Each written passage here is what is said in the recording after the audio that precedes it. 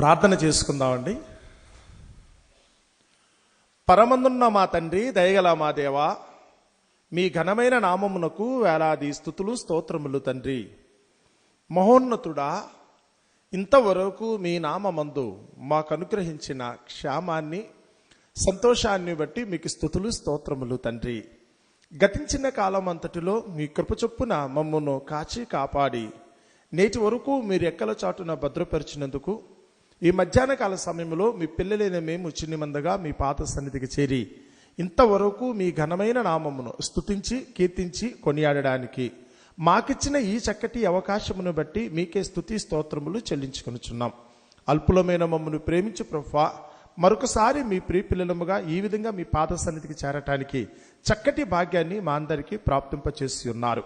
ఇవ్వబడిన ఈ సమయంలో కొద్దిసేపు మీ జీవగ్రంథమును కొన్ని మాటలు నేడున్న మా పరిస్థితి తగినట్లుగా మా దైనందిక జీవితంలో మాకు ఎదురవుతున్న ఇరుకులు ఇబ్బందులను బట్టి వాటికి పరిష్కారం కోసం మేము చదవటానికి సిద్ధపడుచుండగా కొద్దిసేపు మీ సన్నిధిని మాతో ఉంచండి. మీ సహవాసమును మాకు దయచేయండి. మీ పరిశుద్ధాత్మ సహాయం చేత వినుచున్న మాటల్లోని భావమును మేమందరము చక్కగా గుర్తెరిగి మీ చిత్తము చొప్పున జీవించగలిగే భాగ్యమును మా అందరికీ ప్రసాదించుమని సమస్తములో మహిమ ఘనత మీకే ఆరోపిస్తూ మీ కుమారుడైన క్రీస్తు నామమున ఈ ప్రార్థన మీకు సమర్పిస్తున్నాము తండ్రి. తండ్రి అయిన దేవునికి మహిమ కలుగునుగాక. ప్రభువైన యేసుక్రీస్తు నామములో చేరువచ్చిన మీ అందరికీ నా హృదయపూర్వక వందనాలు తెలియజేస్తున్నాను. అదేవిధంగా ఆ పరిస్థితులను బట్టి స్థలమునకు రాలేక దూరము నుండి మాటలు ఆలకిస్తున్న ప్రియ సహోదరి సహోదరులకు, విశ్వాసులైన వారందరికీ ప్రభువైన యేసుక్రీస్తు నామములో నా హృదయపూర్వక వందనాలు తెలియజేస్తున్నాను. దేవుని మహాకృపను బట్టి మరొకసారి ఆయన పిల్లలముగా మనమందరము ఈ విధంగా ఆయన పాద సన్నిధికి చేరటానికి దేవుడు చక్కటి భాగ్యాన్ని మనందరూ కూడా ప్రాప్తింపచేశారు. మరి ఈ రోజుల్లో మనం ఉన్నాం. ఏ క్షణాన ఎప్పుడు ఏది జరుగుతుందో తెలియదు. ఎందుకంటే మన చుట్టూ ఉన్న వాతావరణ పరిస్థితులు ఒక్కసారిగా మారిపోయినాయి. దేవుని మహాకృపను బట్టి వాటి యొక్క తీవ్రత ఈరోజు మనమైతే అనుభవించట్లేదు. కానీ చిత్తూరు, కడప జిల్లాలకు వెళ్ళినప్పుడు, లేదా తమిళనాడులో కొన్ని ప్రాంతాలు చూసినప్పుడైతే మాత్రం చాలా ఇబ్బంది పడుతున్నారని. వాళ్ళకి తెలియదట వర్షం అంటే ఏంటో, లేకపోతే కనుక ఆ వరద వస్తే కనుక ఏం జరుగుతుందో వాళ్ళకి తెలియక దాదాపు 40 మంది కంటే, ఇది ప్రభుత్వ వారు చెప్పిన లెక్కలకు ఒకవేళ కనుక మనం లెక్క పెట్టుకుంటే 40 మందికి మించి అయితే కనుక అక్కడ చనిపోయారు. చెప్పిన వారు ప్రభుత్వ లెక్కలంటే తెలుసు కదా, దాంట్లో 2 రెట్లు మనం ఎక్స్ట్రా వేసుకోవచ్చు వాస్తవంగా ఆలోచిస్తే. సో అంతమంది అక్కడ ప్రాణాలు పోగొట్టుకునే పరిస్థితి వచ్చి అంత విలయం ఒక దగ్గర చూస్తే కనుక వారందరూ ఫేస్ చేస్తున్నారు. ఏమి అనుకున్నప్పుడు ఏమో చెప్పి ఏది రాదు కదా, రేపు ఏమి సంభవించినో నీకు తెలియదు అని దేవుని వాక్యం చెప్తుంది. రేపు ఏమి సంభవించినో నీకు తెలీదు. ఈ రోజు ఇక్కడ కూర్చున్నాం, రేపు ఏం జరుగుతుంది అనేది ఖచ్చితంగా మనం మాత్రం చెప్పలేమండి. ఈ రోజు వరకు మనం అందరం కూడా క్షేమంగా ఉండొచ్చు, మనం భద్రంగా ఉన్నామని మనం అనుకుంటున్నాం తప్ప రేపటి దినాన్ని ఏం జరుగుతుందో తెలియదు. రేపటి దినాన్ని ఏం జరుగుతుందో, మన జీవితాలు ఏ విధమైన ఒకవేళ మార్పు అయితే కనుక పొందుతాయో, ఎలాంటి టర్నింగ్ తిరుగుతున్న సంగతి కూడా ఎవరికి తెలియని పరిస్థితి అండి.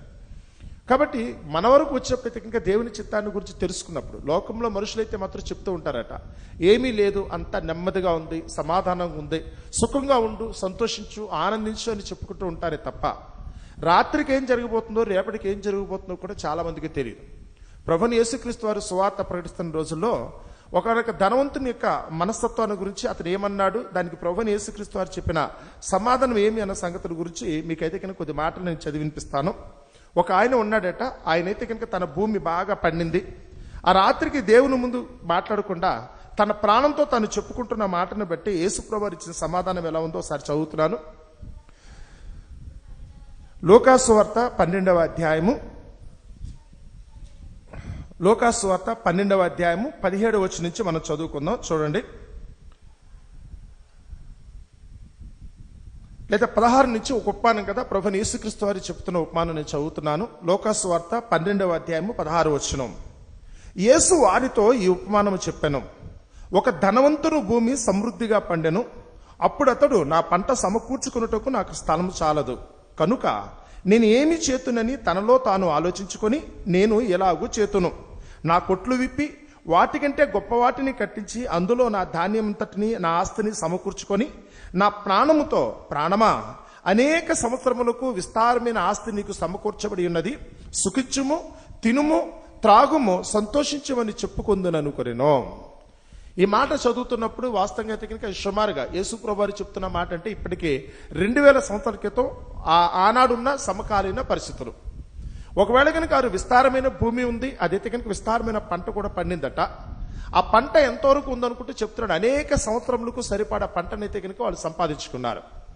కాబట్టి ఆయనైతే మాత్రం తన ప్రాణంతో తను చెప్పుకుంటున్నాడట, నా ప్రాణమా అనేక సంవత్సరాలకు సరిపడా ఆస్తిని నేను సంపాదించాను కదా అని. ఆ రోజుల్లో అయితే కనుక ఈ రోజుల వల్లే ధాన్యపు కొట్లు గురించి ఆలోచించేవాళ్ళే తప్ప వాటిని అమ్మి దాని డబ్బు తీసుకొచ్చిన బ్యాంకులో వేసుకోవటం ఆలోచన ఆ రోజు వారికి లేదని. వారు ఎంతైతే సంపాదించుకున్నారో, ఎంత పంటనైతే సమకూర్చుకున్నారో ఆ రోజు వాళ్ళకున్నది అదే, అంతమించి ఏం లేదు.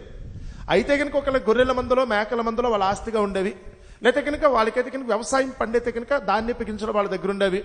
వాటిని బట్టి కొద్ది గొప్ప అయితే కనుక అమ్ముకోవటం, బంగారము వెండి సంపాదించుకోవడం తప్ప ఈ రోజున్న రూపాయి నోట్లు, కట్టలు, బ్యాంకు బ్యాలెన్సులు వాటికి తెలియదండి. కాబట్టి అతను ఏమనుకున్నాడంటే, నేను విస్తారమైన పంట పండింది, ఇంత పంటను కూర్చుకోవడానికి ప్రస్తుతం నా దగ్గరున్న గోడౌన్ సరిపోవు, ఆ ధాన్యపు కొట్టులు అయితే కనుక సరిపోవు, వాటిని విప్పించి పెద్దవి కట్టుకొని వాటిలో అయితే కనుక ఈ పంటనంతటిని కూడా కూర్చుకొని అనేక సంవత్సరాలు సరిపడే సంపాదించుకున్నాను కనుక ఇక నుంచి ఎలాంటి తొందరపాటు లేకుండా నేనైతే హ్యాపీగా బ్రతుకుతాను కదా అనుకున్నాను. ఈరోజు మనలో కూడా చాలా మంది తాము సంపాదించిన సంపాదన బట్టి ఇలాగే మాట్లాడుతున్నారు. అందులో మనం లేవని మాత్రం అనుకోద్దాడు. ఈరోజు దేవుడు నిన్ను ప్రేమించి నీకు ఏదైతే ఇచ్చాడో వాటిని బట్టి మీరు కూడా ఇలాగే మాట్లాడుతున్నారేమో చూసుకోమని ఆ మాటల అర్థం. ఆ మాటలు మాట్లాడుతున్నాం కనుకనే ఈరోజు ఈ మాట మనం చదవాల్సిన పరిస్థితి వచ్చిందని. రేపేం జరుగుతుందో తెలియకుండా నువ్వు ఆలోచించే ఆలోచన రేపటి దినాన్ని ఎంతవరకు తీసుకెళ్తుందో తెలుసా? ఎలా వరకు వస్తుందో తెలుసా? నా ప్రాణమా తినుము తాగుము సుఖించుము అంటే దేవుడు నీకు ఏదైతే సమకూర్చి పెట్టాడో నీ ఒక్కడి కోసమేనా?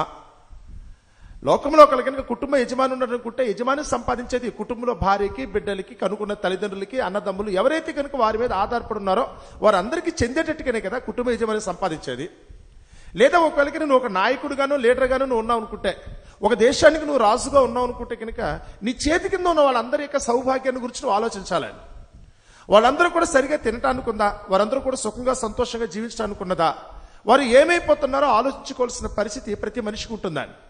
కానీ ఈరోజు లోకంలో స్వార్థం ఎలా ఉందనుకుంటే, ఏదైతే తనకు సమకూర్చబడిందో అది నాది, నేను ఎవ్వరికి దాంట్లో భాగం పంచిపెట్టవలసిన అవసరం లేదు, నాకు కలిగింది ఏదో నేను సుఖపడతాను, నేను సంతోషపడతాను అనుకున్న మనసులో మాటలతోనే చాలా మంది అయితే కనుక ఈరోజు రోజులు వెళ్ళబుచ్చుతున్నారు.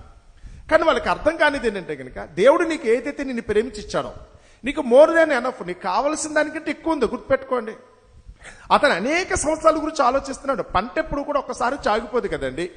6 నెలలకు ఒక పంట వస్తుంది. ఒక సంవత్సరానికి సరిపడా నువ్వు దాచుకున్నావు అనుకుంటే పర్వాలేదు. కానీ అతనేమనుకున్నాడు తెలుసా? అనేక సంవత్సరాలకి, అంటే ఇక నుంచి ఏ పంట పండదనా, ఇక నేను ఏ పని చేయకుండా నేనైతే కనుక వాటిని సమకూర్చుకుని నేను మరొక బ్రతికిపోతానన్నా? దేవుడు ఇచ్చింది ఎలా ఉంది? దేవుడిచ్చింది ఎలా ఉంది? ఆ రోజుకి నీకు ఏదైతే వచ్చిందో నీ వరకు నీకు అవసరానికి వాడుకుని మిగిలింది అయితే కనుక తోటి వారికి అయితే కనుక పంచమని కదా దేవుడు చెప్పింది. నీకైతే విస్తారమైన పంట పండింది, మరొకరికైతే కనుక అదేమీ లేని పరిస్థితుల్లో వారు తినటానికి ఆహారం లేకుండా ఉన్నారు, వారు బేదలుగానో దరిద్రులుగానో ఉన్నారు. కానీ దేవుని వాక్యం చెప్తున్న మాట ఏంటి తెలుసా? ఈరోజు నీకు ఏదైతే కలిగిందో దానిని నీ తోటి వారితో పంచుకో. నీకు ఆపద వచ్చిన రోజున నువ్వు చేసి నీ పనిని బట్టి దేవుడైతే కనుక నీకు తగిన సహాయాన్ని చేస్తాడు. 41వ కీర్తన మొదటి వచనం చదువుతున్నప్పుడు రాయబడిన మాట, బేదలను కటాక్షించేవాడు ధన్యుడు, ఆపత్కాలమందు యెహోవా వారిని ఆదుకుంటాడు కదా. నువ్వు బేదలను కనుక ఈరోజు అవస్థలో ఉన్న వారిని కనుక నువ్వు కనుక చూసినట్టయితే, అవస్థలో ఉన్న వారికి తగిన సహాయాన్ని కనుక నువ్వు చేసినట్టయితే, నీకు ఆపద కలిగినప్పుడు, అవసరం వచ్చినప్పుడు తప్పకుండా దేవుడు వేరొకరి చేత నీకు కూడా సహాయము చేయిస్తాడు. ఈరోజు నీకు కలిగిన స్థితిని బట్టి, నీ ఒంట్లో ఆరోగ్యం ఉన్నప్పుడు, బలం ఉన్నప్పుడు, జేబులో డబ్బులు ఉన్నప్పుడు, ఏదో కొద్ది గొప్ప ఉద్యోగమో పదవో అధికారమో నీకు ఉన్నప్పుడు నువ్వు చేయాల్సిందేం తెలుసా? నీకున్న ఈ అవకాశాన్ని బట్టి నీ తోటి వారికి చేతనంత మేలు చేయి. నీకున్న అవకాశాన్ని బట్టి నీ తోటి వారి యొక్క బ్రతుకును కూడా నువ్వు కోరుకో. తద్వారా నీకైతే కనుక ఒకనొక సమయంలో నీ చేతిలో ఉన్నదంతా పోగొట్టుకునే రోజు వస్తుందండి. మనిషి ఎప్పుడు కూడా ఒకే విధంగా ఉండడం, అన్నీ కలిగిన రోజు ఉంటుంది, ఉన్నదంతా పోగొట్టుకున్న రోజు ప్రతి మనిషి జీవితంలో కూడా ఎదుర్కోవాల్సిందే. నేను ఎప్పటికీ కూడా కష్టము చూడనన్న మాట ఎప్పుడు కూడా మనిషి మాట్లాడకూడదండి. నేను ఎప్పటికీ ఇలాగే ఉంటానని కూడా ఎవరు కూడా విర్రవిగా మాట్లాడొద్దు. ఎందుకంటే మనిషి జీవిత చక్రం గురించి ఆలోచిస్తే దేవుడు సుఖాన్ని దుఃఖాన్ని రెండింటిని జతపరిచి వచ్చాడు. 1 by 1 ఖచ్చితంగా వస్తుందండి. అది ఆల్టర్నేట్ డేసా, ఆల్టర్నేట్ మంత్సా, ఆల్టర్నేట్ ఇయర్స్ అని నేను చెప్పనండి. ఒక నెల దాటిన తర్వాత ప్రతి నెలకి మారిపోతూ ఉంటుందా, సంవత్సరానికి మారిపోతూ ఉంటుందని నేను చెప్పను. కానీ ఇక్కడ మీరు గుర్తుంచుకోవాల్సింది ఏంటి తెలుసా? ఈ రోజున్న ఈ స్థితి రేపటి దినాన్ని ఉండదు. ఈ రోజు ఒకరు కనుక తీవ్రమైన నువ్వు దుఃఖంతో ఉన్నావు అనుకుంటే, పడనాని పాటలు పడుతూ శారీరకమైన అనారోగ్యంతో, కుటుంబంలో కలతలతో, ఒకవేళ లోకపరంగా సమాజపరంగా ఇరుకు ఇబ్బందితో నీవు ఉన్నావు అనుకుంటే ఈ రోజు ఇలాగే ఉండిపోదు. నీ జీవితం అంతా కూడా ఇలా కొనసాగదు. ఈ రోజు నీకు కలిగింది ఏదైతే ఉందో వచ్చే సంవత్సరానికి అయితే కనుక మారిపోద్దన్న సంగతి తెలుసా? కనీసం రాత్రి పడుకునేటప్పుడు ఏడుచున్నా ఉదయానికైతే కనుక దేవుడు ఆ కన్నిటిని కూడా ఆనంద బాష్పములుగా మార్చగలిగినంత శక్తి కలిగిన వాడు. వాక్యం అయితే కనుక అలాగే చెప్తుంది. ఒకవేళ ఈరోజు నాకేదో ఉందని విర్రవీగి తిరుగుతున్నావేమో, నాకు ధనం ఉంది కదా, ఒంట్లో ఆరోగ్యం ఉంది కదా, బలం ఉంది కదా నువ్వు అనుకుంటున్నామో కానీ ఏమో రేపటి దినాన్ని ఉన్నదంతా పోగొట్టుకున్న రోజు నీకు వస్తున్న సంగతి నీకు తెలుసా? నువ్వు దేనిని బట్టి అయితే అతిశయిస్తున్నావో, దేనిని చూస్తే నువ్వు కనుక ఒకవేళ కనుక విర్రవీగి తిరుగుతున్నావో రేపటి దినాన్ని నీ దగ్గర ఉండదండి. ఈ దేవుని యొక్క చిత్తం దగ్గరికి వచ్చినప్పుడు ఎవరన్నా దేవుని మాటను కనుక తగిన విధంగా అర్థం చేసుకుంటే కనుక వాళ్ళందరికీ అర్థమయ్యేది ఇదే. దేవుడు కావాలనుకుని చెప్పే మనిషికైతే కనుక దేవుడు అంటే తెలియాలి. నీ చెప్పు చేతుల్లో ప్రపంచం ఉండదు. నీ చెప్పు చేతుల్లో చివరికి నీ ప్రాణమే ఉండదు. నీ చెప్పు చేతుల్లో నీ ఆరోగ్యం ఉండదు. నీ చెప్పు చేతుల్లో నీ శరీరం కూడా నీ స్వాధీనంలో ఉండదు. తెలుసా? నువ్వు అనుకుంటే కనుక అది ఉండదు, కానీ దేవుడు చెప్పినట్టుగానే జరుగుతుంది. ఇది మనుషుల చేతుల్లో లేదు అన్న సంగతి నీకు అర్థం కావటం కోసమే ఈ రోజు నువ్వు సుఖంగా ఉన్నాయేమో, రేపటి దినాన నువ్వు దుఃఖపడాల్సిన రోజు వస్తుంది. ఈ రోజు నువ్వు అన్ని కలిగి ఉన్నావేమో, రేపటి దినాన్ని తెగినకి ఏమీ లేకుండా ఒట్టి చేతులతో ఉండే రోజు ఒకటి రాబోతున్న సంగతి తెలుసా? ఈ రోజు ఒంటి నిండుగా బలముతో, ఆరోగ్యంతో, ముఖంలో అయితే కనుక సంతోషంతో చుట్టూ 10 మందిని పోగొట్టుకుని ఉన్నామే కానీ రేపటి దినాన వాళ్ళందరూ లేకుండా, నీకంటూ ఏమీ లేకుండా ఒట్టి చేతులతో నువ్వు ఉంచవలసిన రోజు వస్తున్న సంగతి నీకు తెలుసా? ఎవరైతే కనుక దేవుడు చెప్పిన ఈ మాటను బట్టి తన భవిష్యత్తును గురించి అయితే కనుక ఒక చక్కటి ఒక నిర్దిష్టమైన ఆలోచనతో ఎవరైతే జీవిస్తారో నిజంగా వాళ్ళని దేవుడు జ్ఞానవంతులా అంటాడండి. ఇది అర్థమైన వాడికి ఏం జరుగుతున్నా తొందరపడరండి. ఇలా జరగాలని దేవుని యొక్క నియమం కదా, ఇలా ఉండాలనే దేవుడు కోరుకున్నాడు కనుక ఆయన చెప్పిన మాట చొప్పున జరుగుతుందని ఎవరైతే తాము దేవునికి అప్పగించుకుంటారో నిజంగా వాళ్ళు దేవుని దృష్టిలో యోగ్యులుగా, లోకమందు ఉన్నంతసేపు కూడా ఆయన కృపా కటాక్షములు పొందుకున్న వరముగా రేపటి దిన పరలోకంలో ఉండటానికి అవకాశం కలుగుద్దని. కానీ ఈ ధనవంతుడి దగ్గరికి వచ్చినప్పుడు ఒకళ్ళు ఇతనికి విస్తారమైన పంట పండినంత గాను ఈయన పలుకుతున్న పలుకులు ఏదో మాత్రం దేవునికి నచ్చలేదే. ఈయనకి విస్తారమైన ఆహార పదార్థాలు పండినంట, పండిన పంట దాచుకుందామని చూస్తున్నాడే తప్ప నాకు కలిగిన దీన్ని అయితే కనుక లేమిలో ఉన్న వాళ్ళకి కొంచెం కనుక నేను కనుక పెట్టగలిగితే నేను తినొద్దనట్లేదండి. మీరు కడుపు నిండుగా 3 పూటలు కాకపోతే 30 పూటలు తినండి, ఎవడు కాదన్నాడు. మీరు తిని తర్వాత మిగిలినది ఏదైతే ఉందో నీ తోటి వారికి ఒక పూట కూడా లేని వారైతే కనుక చాలా మంది ఉన్నారు కదా, వారికైతే కనుక నీ కలిగిన దానితో కనుక నీ ఆహారాన్ని పంచుకున్నట్టయితే నీకు ఆపద కలిగిన రోజున తప్పకుండా దేవుడైతే కనుక నీ మనవని ఆలకిస్తాడు కదా. కానీ ఈ వ్యక్తికి అయితే కనుక అది అర్థం కాలేదట. ఈ వ్యక్తికి అర్థం కాకుండా కేవలం తన మనసులో తానైతే కనుక ఏదో ఉల్లాసంగా ఉత్సాహంగా పొంగిపోతూ మాట్లాడుతున్నాడో దేవుడైతే కనుక ఆ రాత్రి అతనితో మాట్లాడుతూ ప్రారంభించాడు. 20 వచనం కదా, లేదా మొదటి నుంచి మనం చదువుకున్న మాట 16 వచనం నుంచే మరలా నేను చదువుతున్నాను. ఆ వాక్యాన్ని అయితే కనుక కంటిన్యూస్ గా మాత్రం చూడండి. యేసు వారితో ఈ ఉపమానం చెప్పాను. ఒక ధనవంతుడు భూమి సమృద్ధిగా పండెను. అప్పుడు అతడు నా పంట సమకూర్చుకున్నటకు నాకు స్థలము చాలదు గనుక నేను ఏమి చేతునని తనలో తాను ఆలోచించుకొని నేను ఎలాగూ చేతును, నా కొట్లు విప్పి వాటికంటే గొప్ప వాటిని కట్టించి అందులో నా ధాన్యమంతటిని నా ఆస్తిని సమకూర్చుకొని నా ప్రాణముతో, ప్రాణమా అనేక సంవత్సరములకు విస్తారమైన ఆస్తి నీకు సమకూర్చబడి ఉన్నది, సుఖించుము, తినుము, త్రాగుము, సంతోషించమని చెప్పుకొందును అనుకునేను. అయితే దేవుడు వెర్రివాడా, అంత ధనవంతుణ్ణి అంత ఆస్తిపాస్తులు అయితే పోగేసుకోవాలని సంతోషపడుతున్న వ్యక్తితో దేవుడు పలుకుతున్న మాట తెలుసా? జ్ఞాని అని మాత్రం అక్కడ చెప్పట్లా, మహా అందగాడా అని చెప్పట్లా, తెలివి కలిగిన వాడా అని చెప్పట్లా, అధికారి అని కూడా అతను సంబోధించట్లేదు. కానీ వారు ఎవరైనప్పుడు కూడా ఇక్కడ ఆయన అంటున్న మాట తెలుసా? వెర్రివాడా. నీకైతే కనుక క్రేజీ ఫెలో, నువ్వు నీకు అర్థం కావట్లా, నీకు వెర్రి పట్టింది. ఎందుకంటే కేవలం నీ కళ్ళ ముందున్న దానిని బట్టి ఇదే శాశ్వతం అనుకున్నవే తప్ప రేపటి దినాన్ని నీ దృష్టిలో ఏం జరగబోతుందో, లేకపోతే నీకైతే కనుక ఏం సంభవించబోతుందో, దేవుని దృష్టిలో నువ్వు ఎలా ఉండబోతున్నావు అన్న సంగతి నీకు అర్థం కావట్లేదు కదా. వెర్రోళ్ళు అంటే దాని అర్థం అదేనండి. ఎంతసేపు కూడా ఆ క్షణానికి తమకి ఏదొస్తే కనుక అది నిజం అనుకుంటారు, అదే శాశ్వతం అని తెలిసి వెళ్ళిపోతారే తప్ప ఈ రోజున్న ఈ స్థితి రేపు ఉండదన్న సంగతి చాలా మందికి అర్థం కావట్లా. ఎందుకంటే ఈ రోజు అయితే కనుక ఎండ కాస్తుందండి, రేపటి దినాన్ని ఇదే ఎండ ఉంటుందని మీరు ఖచ్చితంగా చెప్పగలరా? ఏదో ఒక అంటున్నారు కదా, ఏదో 28వ తారీఖు నుంచి ఎప్పుడైతే కనుక చాలా సివియర్గా వర్షాలు పడబోతున్నాయంటే ఏం జరుగుతుందో మనకి తెలియదు. వాళ్ళైతే కనుక వాతావరణ పరిశోధకులు అయితే కనుక వాటిని చూసి ఆ శాస్త్రవేత్తలు అయితే మాత్రం తమకు తెలిసిన దాన్ని బట్టి మనం హెచ్చరిస్తున్నారు. ఏం జరుగుతుందో ఖచ్చితంగా చెప్పలేమండి. వాళ్ళు చెప్తూ ఉంటారు, కొన్ని సందర్భాల్లో వాళ్ళు చెప్పినప్పుడు వర్షం రాకపోవచ్చు, కొన్ని సందర్భాల్లో వాళ్ళైతే కనుక చెప్పిన దానికి కూడా విరోధంగా అయితే కనుక మరొకటి ఉండొచ్చు. నిజంగా వాళ్ళ ఎక్స్పెక్టేషన్ కనుక కరెక్ట్ అనుకుంటానికి అవకాశం లేదు. ఇప్పుడు కడప, చిత్తూరు జిల్లాల దగ్గరికి వచ్చినప్పుడు వారు పడుతున్న ప్రయాస ఒకలా లేదండి, చాలా బాధపడుతున్నారు తెలుసా. నాకు తెలిసిన చాలా మంది స్నేహితులు అయితే కనుక అక్కడి నుంచి మాట్లాడుతున్నప్పుడు వాళ్ళు చూసైతే జాలి అనిపిస్తుంది. ఎందుకంటే వాళ్ళకి తెలియదండి, వాళ్ళంతా కూడా ఒక విధంగా చూస్తే కనుక కరువు కాలం కింద డ్రాట్ ఏరియా అండి అది. అక్కడ వర్షం అంటే ఏంటో తెలియదు. వచ్చిన దాంట్లో ఎంత అంటే కనుక వాళ్ళకి చెరువులు ఉన్నాయంట. చెరువులోకి నీళ్లు వెళ్ళటమే తప్ప ఎక్కువైతే బయటికి వెళ్ళే ఛాన్స్ కూడా వాళ్ళు పెట్టుకోలేదట. అంటే వచ్చిందో అక్కడ పట్టుకోవటమే తప్ప బయటికి వెళ్ళే మార్గం కూడా లేదట. అంటే దాని అర్థం ఏంటి?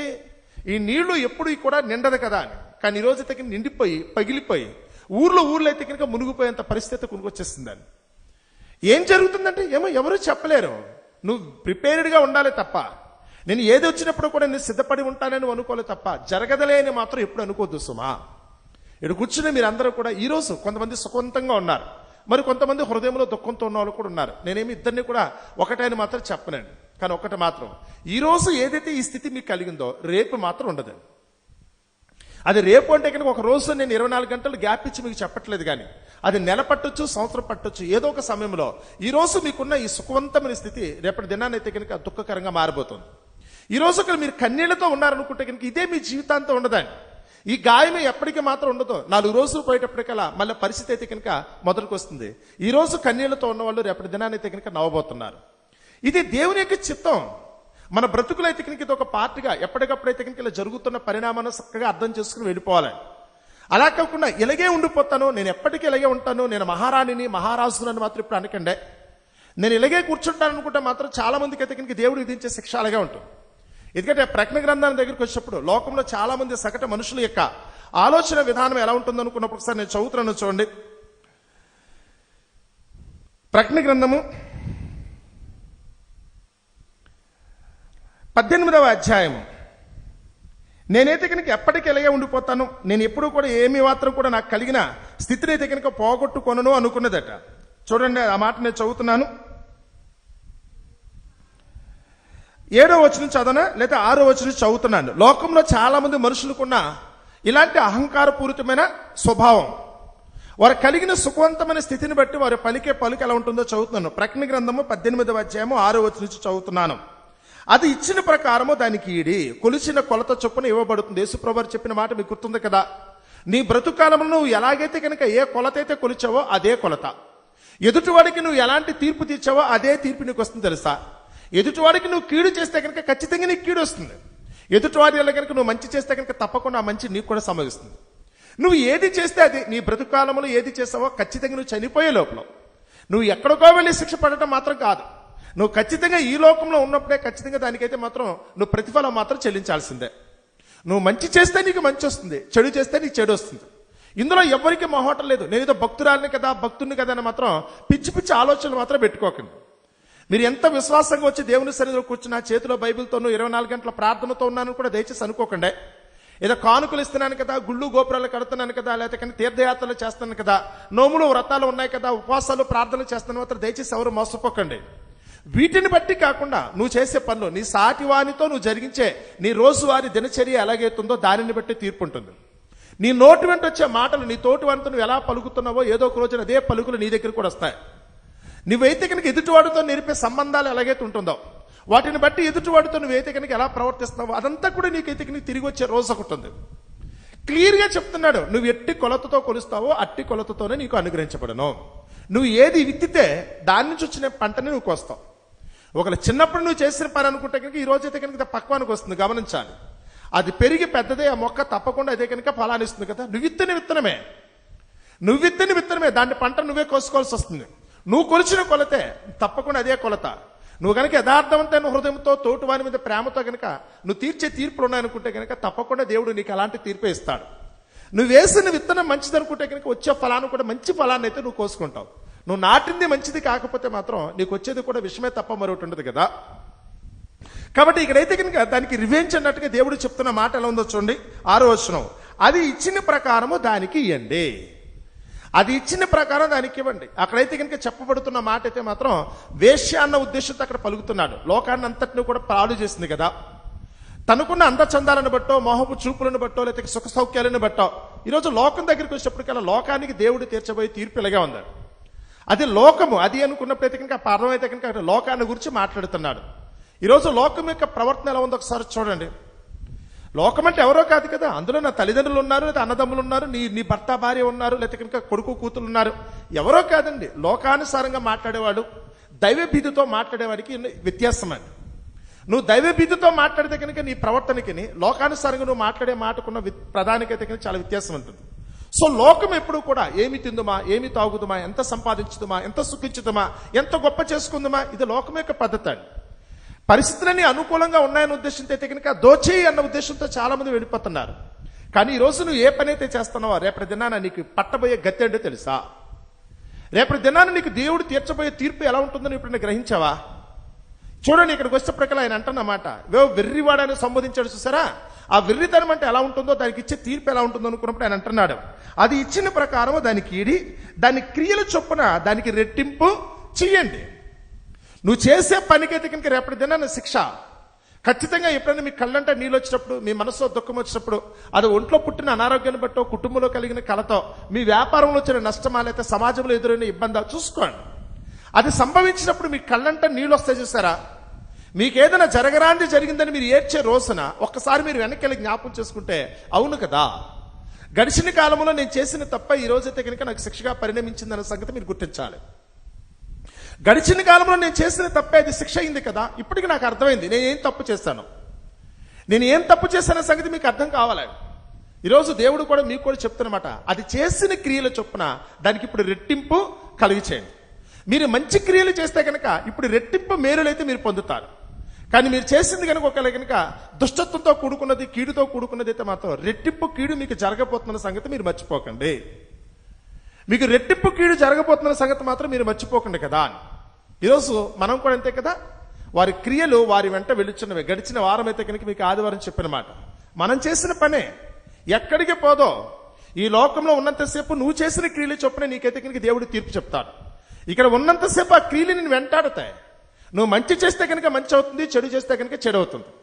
చనిపోయిన తర్వాత అమ్మ వదిలిపోయింది అనుకున్నారేమో, రేపటి దినాన్ని నీతో పాటు ఆ దేవుని సన్నిధికి వచ్చేది కూడా, నీ మీద సాక్ష్యం పలికేది కూడా నీ క్రియలే. నువ్వు చేసినది మంచి పనులు అయితే కనుక తప్పకుండా అదే క్రియలు దేవుని ముందు నిలబడి నువ్వు చేసిన దాన్ని బట్టి నుంచి చూస్తావంటారు. నువ్వు ఏం చేసావు నీకు కూడా వచ్చి నీ తరపునైతే సాక్ష్యం పలుకుతూ ఉంటుంది. అదే ఒకళ్ళు చేసింది కనుక మంచి పనులు కాకపోతే కనుక అదే దేవుని ముందు నుంచుంటుంది. వాటిని బట్టి దేవుడైతే నేను నరకం శిక్ష ఇస్తాడు కదా అని ఇప్పుడు ఇక్కడ అంటున్నమాట, అది చేసిన క్రియల చొప్పున దానికి రెట్టింపు అయితే కనుక దానికి చెయ్యండి. అది కలిపిన పాత్రలో దాని కొరకు రెండింతలు కలిపి పెట్టండి. అది కలిపిన పాత్ర ఏంటిది? ద్రాక్షరసం గురించి మాట్లాడా, మీరు పెట్టే భోజనం గురించి మాట్లాడా? చూడండి, ఎదుటివాడికి నువ్వు కన్నీళ్లు తెప్పిస్తే కనుక నీకు రెట్టింపు కన్నీళ్ళు వస్తాయి, లేదా ఎదుటివాడికి నీ వల్ల కనుక ఆనంద బాష్పాలు వస్తాయి. వారు కలిగిన కష్టంలో కనుక నువ్వు సహాయం చేస్తావు అనుకో, నిన్ను బట్టి ఎవరైతే కనుక ఆనందపడ్డారో వారు ఆనందపరిచినది గాను నీకు మరలా రెట్టింపు అయితే కనుక దేవుడు నీకు ఇస్తాడు. తెలుసా, నీకు ఏది చేసినప్పుడు కూడా ఇక్కడ చెప్తున్న మాట, శిక్ష విధించేటప్పుడో లేదా కనుక వారి తీర్పు చెప్పేటప్పుడో రెట్టింపు రెట్టింపు రెట్టింపు అన్నాడు. నువ్వు ఈ రోజు కలిపి పెట్టేదేంటి? నువ్వు ఎదుటివాడు ఆకలి తీర్చడానికి అయితే కనుక ఒక ముద్ద కలిపి అక్కడ పెడుతున్నావా, లేదా ఎదుటివాడి కీడు కోరుకోవడం కోసం అందులో విషయం కలిపి పెడుతున్నావా? నువ్వు ఎదుటివాడిని బ్రతికించాలనుకున్నావా, ఎదుటివాడిని చంపేయాలనుకున్నావా? నువ్వు పలికే నోటి మాట ఎదుటివాడికి అయితే ఆదరణ కలిగించేదా, వారిని దుఃఖపరిచేదా? నీ ప్రవర్తన ఎదుటివాడిని అయితే కనుక సంతోషపరుస్తా, లేకపోతే కనుక వారిని అయితే కనుక ఇబ్బంది పెట్టేటట్టుంటుందో చూసుకున్నారా?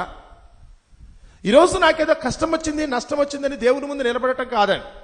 నాకు ఆపద వచ్చిందని, మరొకటి వచ్చిందని దేవుని ముందు వచ్చేతే కనుక కన్నీళ్లు పెట్టుకున్నంత మాత్రం చేత తీరిపోదండి. ముందు మీరు గుర్తుపెట్టుకోవాల్సిందేం తెలుసా? దేవుని సన్నిధికి వచ్చినప్పుడు మీరు చేయాల్సిన మొట్టమొదటి పని తెలుసా? ఒకసారి మీ జీవితాన్ని ఒకసారి జ్ఞాపకం చేసుకోండి. ఈ రోజున ఈ కష్టం వచ్చింది అనుకుంటే, నాకు ఈ దుఃఖం కలిగింది అనుకున్నా, నేను ఇలాంటి వేదన పడుతున్నాను అనుకున్నా, ఏం చేస్తుంటాను? నేను చేసిన ఏ పని ఒక్కసారి వెనక్కి వెళ్ళండి. గడిచిన కాలంలో మీరు చేసిన పనులన్నీ మీకు నచ్చొచ్చండి. సొలొమోను సామెతల గ్రంథం రాసినప్పుడు 3 విభాగాలుగా చెప్తున్నాడు. అక్కడ ఒకని మార్గం అతని దృష్టికి సరి అయినదిగా కనపడను, ఒకని మార్గం అతని దృష్టికి న్యాయమైనదిగా కనపడను, ఒకని మార్గం అతని దృష్టికి యథార్థమైనదిగా కనపడదు. ఇక్కడ కూర్చున్న మనలో చాలా మంది ఇక్కడికి వెళ్ళగనుకుంటారు, నా అంత న్యాయవంతుడు లేడు, నా అంత యథార్థవంతుడు లేడు, నేను చేసినట్టు ఎవరు కూడా సరి అయిన విధంగా ఎవరు చేరు, నేను సరిగానే ఉన్నాను కదా అంటారు. నువ్వు అనుకుంటే కాదు, నీ న్యాయాన్ని నువ్వు తీర్చుకుంటే కాదు, నీ యథార్థ కోసం నువ్వు డబ్బాలు కొట్టుకుంటే కాదు, నీ పనిని చూసి నువ్వు సరి అయినది అనుకుంటే కాదు. ఇంతకీ నువ్వు చేసిన పని దేవుడు ఆయన లెక్క చొప్పునైతే కనుక ఆయన ఆజ్ఞాపించిన క్రమం చొప్పున ఉందో లేదో చూసుకోవాలి. ఆయన నిబంధనల ప్రకారం ఉందో చూసుకోవాలి. లోకంలో కూడా మనం కూడా కొన్ని సందర్భాలు ఏదో పనులు చేస్తామని, పనులు చేసి బాగానే ఉన్నాను కదా, నేను కరెక్ట్గానే చేసా అంటారు. ఈలోపు ప్రభుత్వపు అధికారులు వస్తూ ఉంటారు. వాళ్ళు వచ్చిన ప్రతి కనుక చూసి నువ్వు చేసిన పనిని బట్టి ఎదుటివాడిని కొట్టావా, లేదా ఎదుటివాడిని తిట్టావా, ఏదైనా ఆస్తును సంపాదించుకున్నావా, లేదా మరొకట, నువ్వైతే మాత్రం నేను కరెక్ట్గానే ఉన్నానండి, నేను ఏ తప్పు చేయలేదని అనొచ్చు.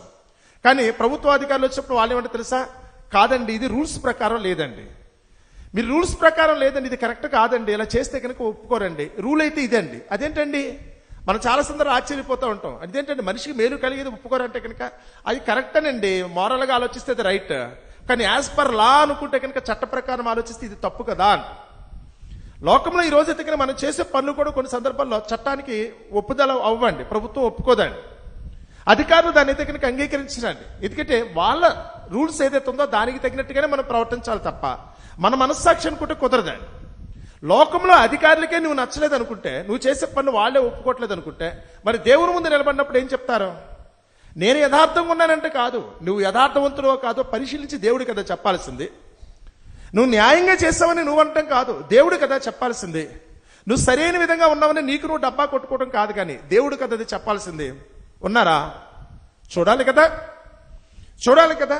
అందుకని ఇక్కడ అంటున్న మాట ఎలా ఉందో తెలుసా, అది చేసిన క్రియల చొప్పునైతే కనుక దానికి రెట్టింపు చేయండి, కలిపిన పాత్రలు అయితే కనుక దాని కొరకు రెండింతలు కలిపి పెట్టండి. ఎందుచేతనంటే అది ఏమనుకుందో తెలుసా, ఆయన ఏమనుకున్నారో తెలుసా, ఆవిడ ఏమనుకుంటుందో తెలుసా. లోకంలో చాలా మంది యొక్క ప్రవర్తన చూసినప్పుడు వారు, మీరు అనుకోండి, మీకు గుర్తొచ్చిన వ్యక్తులను చూసుకోండి.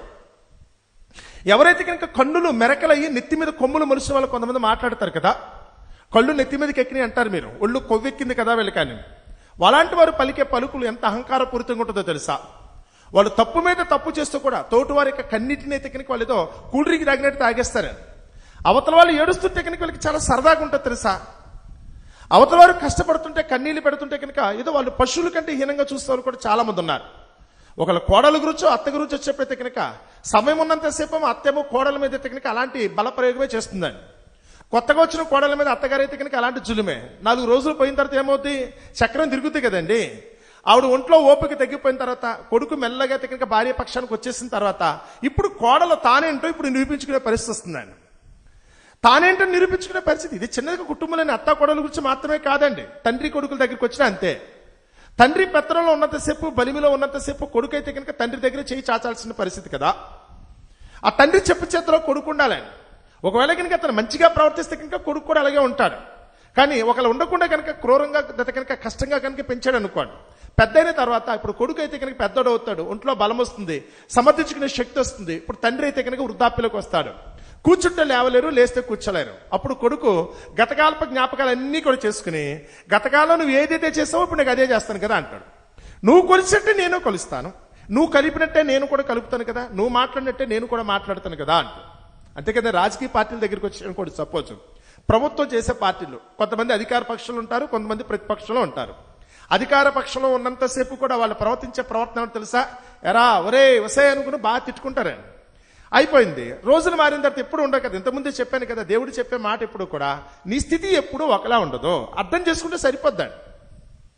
మనుషులందరూ కూడా లోకంలో జరుగుతున్న పరిణామాలను కనుక ఒకసారి కనుక గమనించారనుకోండి, నిజంగా దేవుడు ఎంత గొప్పోడు. ఆయన చెప్పినది చెయ్యక మానడం, ఆయన అనుకున్నదే జరుగుతుంది కదా అని. అప్పటి వరకు ప్రతిపక్షంలో ఉన్నప్పుడు అధికారంలోకి వస్తారనుకోండి, అప్పటి వరకు వారు పడిన పాటలో ఇప్పుడు వీళ్ళేమంటే తెలుసా, వాళ్ళు ఒక్కసారి వసే అంటే కనుక 2 సార్లు అంటారు కదా, వాళ్ళు ఒక్కసారి ఒరే అంటే కనుక వీళ్ళైతే 100 సార్లు అంటారు కదా, ఒరే నిన్ను చంపుతానంటే కనుక నేను పాతి పెడతాననుకునే కాడికి వచ్చేస్తారండి. పెద్దలే అండి, ప్రభుత్వాధికారులతో సహా పెద్ద పెద్ద నాయకులు మంత్రులు కూడా ఇలాగే మాట్లాడతారు. ఎందుకంటే రోజులు ఎప్పుడు ఒకలా లేవు. నువ్వు చేసిందే నీ దగ్గరికి వస్తుందంటే, నువ్వు కొలిచిన కొలత నీ దగ్గరికి వస్తుంది అన్నాడు ఆయన. ఇది కొలిచిన కొలత యేసు ప్రభు చెప్పిన మాట అండి. లోకంలో ఎంతో మంది ఎన్నెన్నో చెప్పారు, అవన్నీ కూడా వినటానికి ఒకళ్ళు కనుక చక్కగా చెవి దొరద తీరేటట్టుంటుంది తప్ప వాస్తవంలోకి రావండి. కానీ యేసు ప్రభు అనే మాటకు వస్తే కనుక అది సత్యం. ఆకాశము భూమి గతించి ఆయన చెప్పిన మాటలో సున్న గాని పొళ్ళు గాని తప్పిపోవడానికి అసలు అవకాశం కూడా లేదు. ఆయన చెప్పిన మాట ఈరోజు మన కళ్ళ ముందు. మీరు పెద్దగా చూస్తారా, ప్రభుత్వాల దగ్గరికి దేశాల దగ్గరికి వెళ్తారా, వెళ్ళండి, పర్వాలేదు. మీరైతే కనుక మీ చేతనైతే కనుక మీకు ఇంటర్నేషనల్గా ఎఫ్ఐఆర్స్ అనేది తెలుసుంటే కనుక అక్కడ కూడా మాట్లాడండి. ఒకవేళ మీకు తెలిస్తే కనుక వివిధ దేశాల మధ్య ఉన్న సంబంధ బాంధాల గురించి మీరు ఆలోచించుకున్నా పర్లేదండి. అదే సమయంలో వస్తే కనుక మీ ఇంట్లో సంగతుల గురించి ఆలోచించుకున్నా, మీకు ఎంత శక్తి ఉంటే కనుక అంత ఆలోచించండి. ఎక్కడ కొత్త ఏమాత్రం కూడా తేడా మాత్రం ఉండదండి. ఎక్కడ జరిగినప్పుడు కూడా ఈరోజు నా అంతటి వాడు లేడని కనుక ఎవరైనా విర్రవీగారు అనుకుంటే, నేను ఏదనుకుంటే జరుగుతుంది, నన్ను ఆపేవాడు ఎవడు, నాకు అడ్డొచ్చేవాడు ఎవడని ఎవరైనా అన్నారనుకోండి, తప్పకుండా రేపటి దినాన్న నువ్వు నోటు వంట పలికిన పలుకుకి సమాధానం చెప్పకుండా మాత్రం దేవుడు ఈ లోకం నుంచి మాత్రం నీ తీసుకెళ్ళాడు. నువ్వు పలికిన పలుకు మాత్రం నువ్వైతే తప్పకుండా దేవునికి క్షమాపణ చెప్పే రోజు వస్తుందండి. మనుషులకు నువ్వు చెప్తా లేదా తర్వాత, నేను చేసిన తప్పే చివరికి నాకు వచ్చింది కదా అన్న ఉద్దేశంతో ఖచ్చితంగా నువ్వైతే మాత్రం కుంగిపోయే రోజు ఒకటి వస్తుంది. కారణం ఒకటే, నేను దేవుడైతే శిక్షించాలని మాత్రం కాదు. నువ్వు ఎంత దుష్టుడు అనుకున్నా, దుర్మార్గుడు అనుకున్నా, ఎంత అహంకారి గర్విష్ట అనుకున్నా, ఒకటి మాత్రం, లోకంలో మనుషులందరూ కూడా ఆయనకి మాత్రం ఒకలానే కనపడతారు, సమానమండి. అందరము కూడా ఆయన పిల్లలే. కాబట్టి కోరుకునేదల్లా ఏంటో తెలుసా, నువ్వేదో దుష్టత్వం చేస్తావు, దుర్మార్గం చేస్తే నేను చంపేద్దామని మాత్రం, నేను నరకానికి తోసేద్దామని అనుకోవట్లేదు. కానీ నీలో పరివర్తన కలగాలి. ఎందుకంటే ఈ సుఖం ఉన్నప్పుడు కష్టం ఎందుకు పెడుతున్నాడు? ఈరోజు ఆనందంగా ఉంటే కనుక మళ్ళీ రేపటికల్లా కన్నీళ్ళు ఎందుకు ఇస్తున్నాను మీరు అడిగితే కనుక దేవుడు చెప్పిన సమాధానం ఏంటి తెలుసా, నీలో పరివర్తన కలగాలి. నీవేంటో, నిన్ను సృష్టించిన దేవుని యొక్క గొప్పతనం ఏంటో నీకు తెలియాలి. ప్రతి మనిషి కూడా ఆ దేవుని కనుక భయభక్తులు కలిగి ఉండాలి. ఎందుకంటే నేను అనుకుంటే నా వలన ఏమీ కాదు. నేను ఎంత సంపాదించినా, ఏది సాధించినా, ఏముందో నా వలన ఏమవుతుంది? లోకంలో నాకు కావాల్సిన అనుకున్నవన్నిటినీ సమకూర్చి పెట్టుకున్నా, రేపటి దినాన ఈ లోకం నుంచి వెళ్ళేటప్పుడు నాతో పాటు ఏది రాదన్న సంగతే నీకు అర్థం కావడం కోసమే దేవుడైతే కనుక ఇన్ని విధాలుగా నీకు రుజువులైతే కనుక చూపిస్తున్నాడు. ఈరోజు మనమందరం కూడా నేర్చుకోవాల్సింది అదే. వాళ్ళందరూ కూడా ఖచ్చితంగా ప్రతి ఒక్కరు కూడా గుర్తెరగాల్సింది అదే. అందుకని పెద్దల గురించి ఆలోచిస్తే, మీరు టీవీ రోజు చూస్తే కనుక, న్యూస్ చూస్తే కనుక ఒకలా ఉంటుంది, సీరియల్ చూస్తే కనుక ఒకలా ఉంటుంది, మరొక కామెడీ చూస్తే మరొకలా ఉంటుంది. ఏది ఏమైనప్పుడు కూడా అందులో మాత్రం నీతి మాత్రం ఉంటుంది, మర్చిపోద్దాన్ని. మీరు చూసి మాత్రం పక్కా నుంచి ఈకిలించి నవ్వుకుని మాత్రం వెళ్ళిపోద్దు. కానీ నీతి ఏంటో చూడండి. మీరు సినిమా చూస్తున్నా అందులో నీతి ఏంటి? ఓ న్యూస్ పేపర్ చదువుతున్నా అందులో వచ్చిన వచనాలను బట్టయితే కనుక, మెసేజ్లను బట్టయితే కనుక అందులో నీతి ఏంటి? మీరు ఎవరితోన్నా మాట్లాడుతుంటే కనుక ఏదైనా ఒక సంఘటన జరుగుతుంది అనుకున్నప్పుడు వారి జీవితం అంతా చదువుకున్న తర్వాత మీకు కలిగే నీతి ఏంటి చూసుకోండి. మీరు నేర్చుకునే పాఠం ఏంటి? ప్రతిదీ చూడండి. ఎవరు కాదనట్లేదు మిమ్మల్ని. మీకు ఏది అనిపిస్తే కనుక, మీరు సిగరెట్ తాగుతారా? తాగండి, ఎవడు కాదన్నాడు? మీరు మందు కొడతారా? కాదండి. మీరు చెయ్యండి. అయితే కనుక ప్యాకెట్ ఆడుకుంటారా, వ్యభిచారం చేస్తారా, దొంగతనం చేస్తారా, వాట్ ఎవర్ యూ క్యాన్. ఎందుకంటే యవ్వనుడా, నీ యవ్వన కాలం ముందు నీ ఇష్టం నడిచాయి. ప్రకటన గ్రంథం ముగింపుకు వచ్చేప్పటికల్లా సొలొమోను అది చెప్పాడండి, నువ్వు ఏది చేయాలనుకుంటే చేయి, నిన్ను ఎవడు అభ్యంతర పెడతాడు? ఎవడు అభ్యంతర పడాలి? నిన్ను, నీ గురించి ఎవరికి కావాలి? నువ్వు ఏదైనా చేయి. కానీ ఒక్కడ మాత్రం గుర్తుపెట్టుకో, ఎందుకు చేయొద్దని చెప్తున్నాను తెలుసా? ఫర్ ఎవ్రీథింగ్, ప్రతి దానికి కూడా రేపటి దినాన దేవుడు లెక్క అడుగుతాడు. నువ్వు తాగినందుకు లెక్క అడుగుతాడు. ఎందుకు తాగేవో అడుగుతాడు. నువ్వు సిగరెట్ ఎందుకు తాగేవో అడుగుతాడు. నువ్వు జీవితం ఎందుకు ఆడేవో అడుగుతాడు. నువ్వైతే కనుక సినిమాకి ఎందుకు వెళ్ళావో అడుగుతాడు. నీ చుట్టూ చేసిన పనులు బట్టి, అది దుష్కార్యాలా మంచి కార్యాలా, ప్రతిదీ నీ చుట్టూ ఉంటుంది కదా. ఇదెందుకు చేసావు, ఇదెందుకు చేసావు, ఇదెందుకు చేశాను, ప్రతిదాన్ని అడుగుతాడు. కానీ చెప్పడానికి నీ దగ్గర సహేతుకమైన కారణం అంటారు. రెండవది, ఆ జరిగించినందుకు గాను నువ్వు సిగ్గుపడే పరిస్థితి రాకూడదు. నేను 24 గంటల్లో గంట పెట్టి చొప్పున కాల్చుకుంటా అన్నారు అనుకోండి, కాలమండి, ఎవడు కాదన్నాడు? మీ డబ్బులు మీ ఇష్టం అన్నారు. కానీ మీరు కాల్చిన ప్రతిదానికి కూడా మనుషుల ముందు మీకు అది రుజువు ఉండకపోవచ్చేమో, కానీ మీరు ఏం చేశారో రేపటి దిన మీ ఊపిరితిత్తులే చెప్తే దేవునికి, ప్రభా వీడైతే కనుక పీల్చకుండా గొట్టాలు కొద్ది పీల్చుకునైతే కనుక నేను పాడు చేశాను కదా అని. నీకు మంచి ఊపిరితిత్తులు దేవుడు ఇచ్చాడు, మంచి లివర్ నీకు ఇచ్చాడు, మంచి కిడ్నీలే నీకు ఇచ్చాడు, మంచి హార్ట్ నీకు ఇచ్చాడు. నీ శరీరం దగ్గరకు వచ్చినప్పుడు అన్నీ చక్కగా ఉన్నాయి. ఇప్పుడు ఈ రోజు మీరు కంప్లైంట్ ఎలా ఉందో తెలుసా? మొన్నేనండి డాక్టర్ దగ్గరికి వెళ్తానండి, నాకండి కిడ్నీలో రాళ్ళు ఉన్నాయిటండి, అందుకు నొప్పి వచ్చేస్తున్నాను. ఎందుకు వచ్చింది? నేను అడగట్లేదు, దేవుడే అడుగుతాడు. ఇప్పుడు ఈరోజు మీరు కూర్చుని ప్రార్థన చేయబోతుంటే కనుక దేవుడు అడుగుతాడు, ఎందుకు వచ్చింది? నీకు ఏదో ఒక సమస్యతో నువ్వు మాట్లాడుతున్నావు కదా, దేవుని ముందు నిలబడుతున్నావు కదా, నాకు కావాల్సింది అడుగుతాను కూర్చున్నా. నేను అడగొద్దని దేవుడు చెప్పట్లేదు, కానీ అడిగేటప్పుడు దేవుడు అడుగుతాడు, ఎందుకు వచ్చింది? డాక్టర్ గారి దగ్గరికి వెళ్ళి జ్వరం వచ్చింది అనగానే ఆయన వెంటనే టాబ్లెట్ రాస్తాడా? ఏం తిన్నారు, నిన్నేం తిన్నారు, మీకైనా షుగరు బీపీ ఉందా, సిగరెట్ మందు అలవాటు ఉందా? అడగడైనా? అవన్నీ అడగకుండానే మీకు వైద్యం చేస్తాడా? మరి దేవుని దగ్గరికి వచ్చినప్పుడు కూడా ఈరోజు మీకు కలిగిన కష్టాన్ని బట్టి దేవుడు మిమ్మల్ని అడగడా? ఈరోజు ఏ ఆపదను బట్టి దగ్గర మీరు దేవుని సన్నిధికి వచ్చారో, ఏం కావాలని దేవుని ముందు నిలబడ్డారో, మరి దేవుడు అడగడా? ఆయన అడిగితే కనుక మీ సమాధానం ఏంటి? సమాధానం చెప్పడం, నేను చెప్పనని వెళ్ళిపోయారు అనుకోండి, పోయేదెవరు? మీరు చేసిన తప్పును కూడా ఈరోజు దాచుకుందాన్ని ప్రయత్నించారనుకోండి, నష్టం ఎవరికి?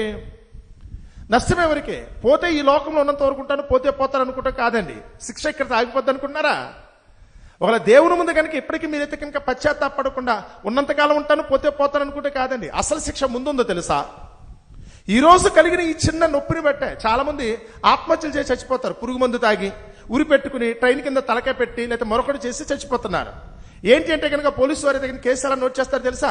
ఈవిడికి చాలా రోజుల నుంచి తట్టుకోలేంత కడుపు నొప్పి వచ్చేస్తుంది, ఈ కడుపు నొప్పిని తట్టుకోలేక ఏం చేసింది, ఆత్మహత్య చేసుకుని చచ్చిపోయింది. అది వాళ్ళు రాస్తారండి అక్కడ. ఆ కడుపు నొప్పి వాళ్ళని సూడి చేసుకుంది. నిజమేనా? కడుపు నొప్పికై నువ్వు తట్టుకోలేక ఆత్మహత్య చేసుకుంటే, ఎవరన్నా ఒకరి కనుక నిన్ను గురించి చెడు మాట పలిగితేనే తట్టుకోలేక ఆ నిందను బట్టి లేకపోతే అవమానాన్ని బట్టి ఆత్మహత్య చేసుకునే పరిస్థితి వచ్చేస్తుంది కదా. రేపటి దిన చావడానికి కూడా వీళ్ళని రోజు ఒకటి ఉంటుంది తెలుసా? రేపటి దిన నువ్వు పారిపోవడానికి కూడా అవకాశం లేని స్థితి అక్కడ ఉంది. అక్కడ అప్పుడేం చేస్తారు? చిన్న నొప్పులకే మీరు తట్టుకోలేకపోతే కనుక రేపటి దినాన్ని మీకు విధించబోయే నరక శిక్షను ఎలా తప్పించుకుంటారో.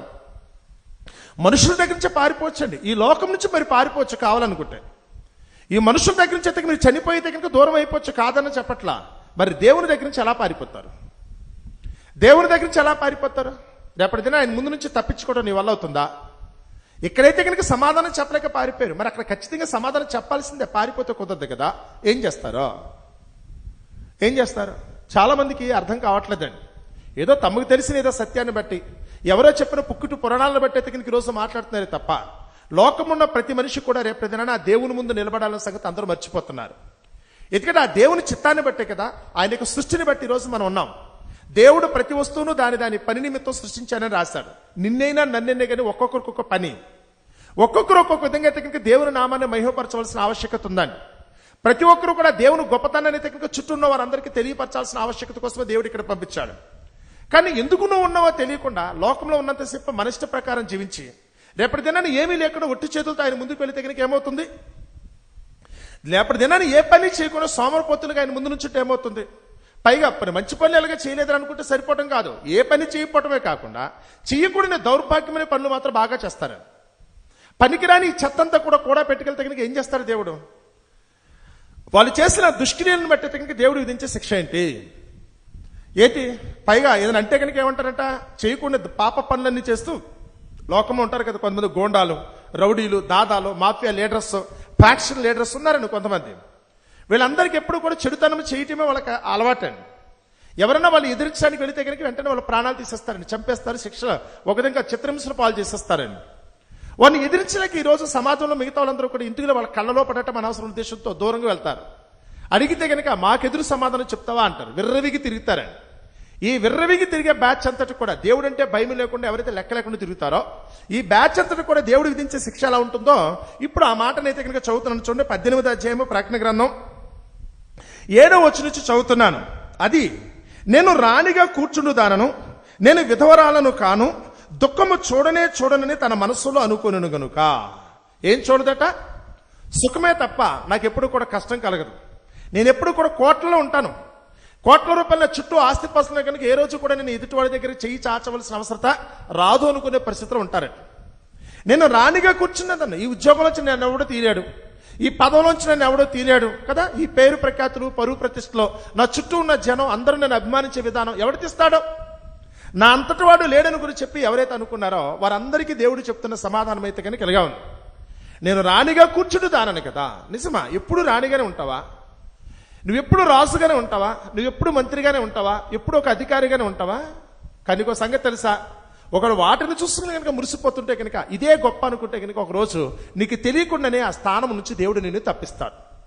నేను ఇంటి యజమాని అనుకుంటున్నామో, ఈ ఊరి పెద్దనని అనుకుంటున్నారేమో, ఈ దేశానికి మంత్రిని అనుకునే వాళ్ళు కూడా ఉన్నారు. మీరు ఎలా అనుకున్నా పర్వాలేదు, దేవుడే ఇచ్చింది కదా. ఈరోజు మీరు గొప్ప స్థితిలో ఉన్నారనుకుంటే దేవుని యొక్క కృప అనుకోండి. నన్ను ఈ స్థానంలో దేవుడు కూర్చోబెట్టినందుకు గాను నాకు చేతనేంత వరకు కూడా దేవుని వల్లే నా చుట్టూ ఉన్న ప్రజలకు నేను సహాయం చేస్తానని ఎవరైతే అనుకుంటారో నిజంగా దేవుడు వారి యందు ఆనందిస్తాడు. నువ్వు ఈ దేశానికి రాజు అయినప్పుడు కూడా రాజుగా ఈ ప్రజలందరికీ నువ్వు మేలు చేసేటట్టయితే తప్పకుండా దేవుడు నీ యందు ఆనందిస్తాడు. నువ్వు ఒక అధికారిగా ఉన్నావు అనుకుంటే, ఒక ధనవంతుడిగా ఉన్నావు అనుకుంటే, ఒక బలశాలిగా నువ్వు ఉన్నావు అనుకుంటే నీకు చేతనేంత వరకు నీ తోటి వారికి అయితే కనుక మేలు కలిగించేటట్టు. కానీ నీకున్న ధనాన్ని బట్టి విర్రవీగి నీ తోటి వారికి మాత్రం కన్నీళ్లు తెప్పించొద్దే. నువ్వు ఒక అధికారిగా ఉన్నా కనుక నీ అధికారాన్ని బట్టి అయితే కనుక తోటి వారికి దుఃఖాన్ని కలిగించే పరిస్థితి రావద్దు సుమా. నువ్వు ఒక రాజుగా ఉన్నా, నువ్వు ఒక మంత్రిగా ఉన్నప్పుడు కూడా కలిగిన అధికారాన్ని బట్టి మిగిలిన వారికి కీడు కలిగించే ఆలోచన నీకు వస్తే మాత్రం దేవుడు తప్పకుండా నీకు శిక్ష వేస్తాడు. ఇక్కడైతే కనుక అలాగే అనుకుంటున్నారట చాలా మంది అనుకుంటున్నారు, నేను రాణిగా కూర్చుండేవాను, నేను రాజుగా కూర్చుండేవాడిని, నేను ఒక అధికారిని కదా, నేను ఒక మంత్రిని కదా, లేకపోతే కనుక నాకైతే ధనవంతుని కదా, నాకైతే పేరు ప్రఖ్యాతులు ఉన్నాయి కదా, ఓ సినిమా యాక్టర్ని కదా అంటారు కదా. సెలబ్రిటీస్ అండి చాలా మంది రోజు ఆటగాళ్ళు కానీ, పాటగాళ్ళు కానీ, నటులు కానీ, చివరికి వ్యభిచారులు కూడా, కాల్గాళ్ళతో సహా ఈ రోజు అయితే కనుక అందరూ కూడా ఈరోజు సెలబ్రిటీస్ అయిపోతున్నారు. వారందరూ కూడా ఏంటంటే కనుక మనుషులు నచ్చింది వాళ్ళకంతే. అధికారంలో ఉన్న వాళ్ళు మెప్పించగలిగితే చాలు. వాళ్ళకైతే పద్మశ్రీలు, పద్మభూషణలు కూడా ఇచ్చేంత స్థాయిలో కూడా వెళ్ళిపోయారండి. రేపో మాపో వాళ్ళకి భారతరత్నాలు కూడా ఇచ్చేస్తారు. ఏంటంటే కనుక అధికారులకి నచ్చారు వాళ్ళు. ఇంతకు వాళ్ళ బతుకేంటంటే కనుక వేశ్య కంటే దారుణం, వ్యభిచారుల కంటే దారుణంగా ప్రవర్తిస్తారండి. అలాంటి వారిని కూడా ఈ రోజు అయితే కనుక లోకంలో మనుషులు ఇచ్చేస్తున్నారు. దానిని బట్టి ఈ రోజు అయితే కనుక చాలా మంది విర్రవీగి తిరుగుతున్నారు. దానిని బట్టి ఈరోజు లోకంలో చాలా మంది విరవీగుతున్నారు. అదే కీర్తన గ్రంథం 12వ అధ్యాయం చదువుతున్నప్పుడు 13కి వచ్చినప్పటికీ ఒక మాట అంటాడు దావీదు గారు, నరులలో నీచవర్తన ప్రబలమైనప్పుడు దుష్టులు గర్విష్ఠులే నరుదిష్యులా తిరుగులాడుతారు కదా అని. ఈరోజు దుష్టులదే రాజ్యం, దుర్మార్గులదే ఈరోజు రాజ్యం. చుట్టూ ఉన్న వారు ఎవరైతే ఉన్నారో, బలం ఉన్నదనుకుంటున్నో, అధికారం ఉందనుకుంటున్నో, వాటిని బట్టి ఈరోజు తమకు తోచినట్టుగా ఈరోజు తగిన చేయకుండా ఘోరమైన కృత్యాలు చేస్తున్నారు. స్త్రీల మాన ప్రాణాలకి ఈరోజు విలువ లేదు కదండి. ఒక భేదవాడు అనుకుంటే కనుక వాడి ప్రాణానికి ఈరోజు విలువ లేదండి. ఈరోజు ఎవరైనా ఒక నీతిమంతుడిగా బ్రతకాలనుకుంటే కనుక వారికి ఈరోజు విలువ ఉండే పరిస్థితి లేదు. అసలు బ్రతకటమే కష్టం. వారు చెప్పిందనే చేయాలి. వారి ఘోర కృత్యాలన్నింటినీ కూడా మనం ఓర్పుతో సహించడమే తప్ప ఎందుకు అనే పరిస్థితి కనుక ఈరోజు రాదు. ఎందుకురా అంటే కనుక ఏమన్నారు తెలుసా, లోకంలో ఉన్న మనుషులు ఈరోజు చుట్టూ ఉన్న మన సమాజం దగ్గరికి వచ్చినప్పుడు వీళ్ళలో వీళ్ళ నీచవర్తన కులాన్ని బట్టి ఈరోజు అయితే మనుషులు సమర్థిస్తున్నారు, మతాన్ని బట్టి మనుషులు సమర్థిస్తున్నారు, లేకపోతే కనుక లోకంలో ప్రాంతాలను బట్టో, భాషలను బట్టో, ధనాన్ని బట్టో ఈరోజు లోకంలో అయితే కనుక మనుషులు అయితే కనుక తమ స్థితిగతులకు తగినట్టుగా వీరైతే కనుక దుర్మార్గులను ఈరోజు సమర్థించే స్థితిలోకి వెళ్ళిపోయారు. ఈరోజు దుష్టులదే రాజ్యం అయిపోయింది. తప్పని తెలిసినా, ఇలా చేయకూడదని తెలిసినప్పుడు కూడా వారు సమర్థించే వాళ్ళు వస్తున్నారు కదా. కులం పేరు చెప్పేవాళ్ళు, మతం పేరు చెప్పేవాళ్ళు, లేకపోతే ప్రాంతం పేరు చెప్పేవాళ్ళు, భాష పేరు చెప్పేవాళ్ళు. ఎందుకంటే మా వాళ్ళు మా పార్టీ వాళ్ళు, అందుకని వాళ్ళు ఏది చేసినా చెల్లే. మా పార్టీ వాళ్ళు కనుక వాళ్ళు ఏది చేసినా చెల్లే, మా కులస్తులు కనుక మతస్థులు కనుక వారు ఏది చేసినా చెల్లే, లేకపోతే మా ప్రాంతం వారు కనుక ఏది చేసినా చెల్లే, మా దేశం వారు కనుక ఏది చేసినా చెల్లే. ఈరోజు ఇలాంటి దౌర్భాగ్యమైన నీచమైన మనస్తత్వం వచ్చింది కనుక దుష్టులు ఈరోజు గర్విష్ఠులుగా మారిపోయారు. ఈరోజు లోకంలో ఉన్న వాళ్ళు ఏమీ చేయలేని నిస్సహాయ స్థితి. తప్పని తెలిసినప్పుడు కూడా ఎవరు మాట్లాడలేకపోతున్నారు.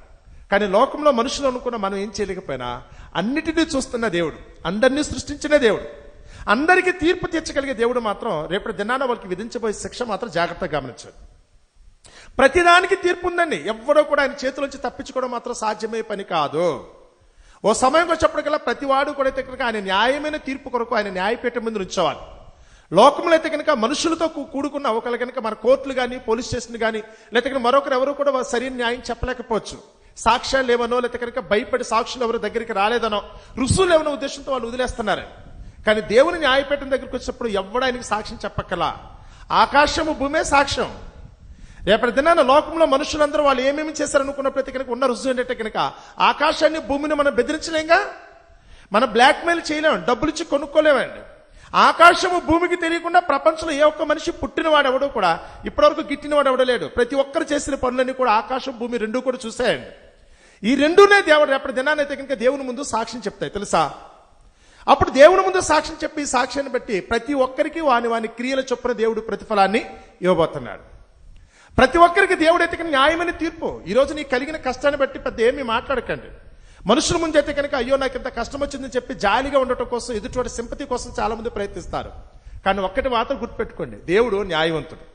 ఈరోజు నీ కళ్ళంటే నీళ్లు ఉన్నాయనుకున్నా, నీ హృదయంలో దుఃఖం ఉందనుకున్నా, ఈరోజు నువ్వు దీనావస్థలో ఉన్నావు, అనారోగ్యంతో ఉన్నావు అనుకుంటే కనుక ఊరకనే రాలేదు. ఈరోజు నీ స్థితి ఏదైతే ఉందో గడిచిన కాలంలో ఒక్కసారి వెనక్కి వెళితే ఎందుకు దేవుడు ఈ రోజు నేను ఈ విధంగా శిక్షిస్తున్నాడో, నీ కళ్ళలో నీళ్ళు ఎందుకు పెట్టాడో నీకు అర్థమైపోద్ది. మనుషుల ముందైతే కనుక మనమైతే కనుక గదమాయించొచ్చండి, అబ్బో నేను చాలా మంచిదాన్ని, మంచివాడిని, నాకు తెలిసి ఏ తప్పు చేయలేదని. తెలీదా నీకు? నువ్వు గడిచిన కాలంలో మీ అమ్మా నాన్నకి తెలియకుండా నువ్వు చేసిన తప్పులు నీకు తెలీదా? నీ భర్తకో భార్యకో తెలియకుండా నువ్వు చేసిన తప్పులు, నీ కొడుకు కూతురు కూడా తెలియకుండా, నీ అన్నదమ్ములకో అక్క చెల్లెలకో లోకంలో చుట్టూ ఉన్న సమాజానికి తెలియకుండా ఎన్ని తప్పులు చేసామని తెలీదా? మన బ్రతికేమో ఓపెన్ ఏం కాదు కదండి, అంతా కూడా హిన్ సీక్రెట్ అండి. రహస్యమే ఎక్కువ ఉందో, మనలో చీకటి ఎక్కువ ఉందో తెలుసా. కానీ లోకంలో మనుషులు ఎవరు చూడకపోవడం చేత నేను ఎవరేం అనట్లేదేమో కానీ వీటన్నిటిని చూసిన దేవుడు సమయాన్ని బట్టి నీకు తప్పకుండా తీర్పు చెప్తాడు. అదే ఇక్కడ పలుకుతున్నప్పుడైతే కనుక ఆయన ఏమన్నాడు చూడండి, నేను రాణిగా కూర్చుండుదానను, విధవరాలను కాను, దుఃఖము చూడనే తన మనసులో అనుకోలేను గనుక అది తన్ను తాను ఎంత గొప్ప చేసుకుని సుఖభోగములను అనుభవించనో అంతగా వేదనను దుఃఖమును దానికి కలుగు చేయడి. నాకు ఏమీ కాదనుకో చెప్పి రాళ్ళు తిన్నా అరిగిపోతాయన్నాడు ఒక ఆయన. అయితే కనుక ఫుల్ బాటిల్ ఎత్తితే నాకు పెద్ద లెక్క ఏంటండి, రాళ్ళు తింటే అరిగిపోతుంది, మీరేంటండి బాబు ఇంత బలహీనంగా ఉన్నారు, భయపడిపోతున్నారు అన్నారు. నాకు తెలిసిన ఒక ఆయన అయితే కనుక మా దగ్గర మాతో పాటు పనిచేసిన ఆయన మిలిటరీలో పనిచేసి వచ్చారండి. ఆయన అయితే కనుక నిజంగా చూడడానికి మంచి బలశాలిగా ఉండేవాళ్ళు. నేను వెళ్ళిన కొత్తలో దాదాపు 1990 సంవత్సరంలో నేను ఉద్యోగంలో జాయిన్ అయినప్పుడైతే కనుక ఆ రోజు ఆయన డ్రైవర్గా ఉండేవారు. ఆ టైంలో అయితే కనుక చేస్తున్నప్పుడైతే కనుక మీరేంటే భయపడతారండి, మేమైతే కనుక ఫుల్ బాటిల్ ఎత్తి దింపకుండా తాగిస్తానండి. కింగ్ అండి, ఇక్కడ ఒళ్ళు మీద రాళ్ళు అండి అని. తర్వాత అయితే కనుక 10 సంవత్సరాల ముందే ఇప్పటికే నోట్లో ఉన్న పళ్ళన్నీ ఊడిపోయినాయండి. పాపం ఈ రోజు అయితే కనుక అది తింటాను కూడా ఏమీ లేకుండా బోసు నోడితో అయితే కనుక చూసేవాడండి. తర్వాత ఇప్పుడు పట్టుకెళ్ళి అయితే కనుక కనీసం కూల్ డ్రింక్ బాటిల్ ఇచ్చినా కానీ పొరపాటున దగ్గర కూడా రానట్లా. ఎందుచేత లోపల ఏమీ లేకుండా మొత్తం తినేసిందండి. మనిషి అనుకున్నట్టే కాదండి. నా సుఖభోగముల కోసం ఉంటాను, నాకు ఏమీ కాదని మీరు అనుకుంటున్నారేమో. ఓ సమయానికి వచ్చినప్పుడు కూడా నేను కూడా ఏమీ కాననుకునే స్థితి వచ్చేస్తుందండి. నాకేమీ కాదనుకునే స్థితిలోంచి నేను ఏమీ చేయలేననుకునే స్థితికి వచ్చేస్తుంది. కాలం ప్రతి ఒక్కరికైతే కనుక సమాధానం చెప్తుంది. కొద్దిపాటి ఓపిక, దేవుడు తీర్చే తీర్పు అయితే కనుక అలాగే ఉంది. చక్రం తిరిగితే కనుక ఈ రోజు కింద ఉన్నది చక్రం తిరుగుతున్నప్పుడు పైకి వెళ్తుందని కొన్నాళ్ళకి, ఈ రోజు చక్రం పైన ఏదైతే ఉందో కొన్నాళ్ళకి మళ్ళీ ఏమవుతుందో తెలుసా, కిందకు వస్తుంది. నీ బ్రతికైనా అంతే. మనం అందరం కూడా నేర్చుకోవాల్సిన సత్యం అయితే కనుక అదేనండి. నేనైతే ఇలా ఉన్నాను కదని విర్రవీగుతున్నామో, దేవుడు కూడా అన్నాడు చూడండి, అది తన్ను తాను ఎంత గొప్పగా చేసుకొని సుఖభోములను అనుభవించనో అంతగా వేదనను దుఃఖమును దానికి కలగ చేయండి.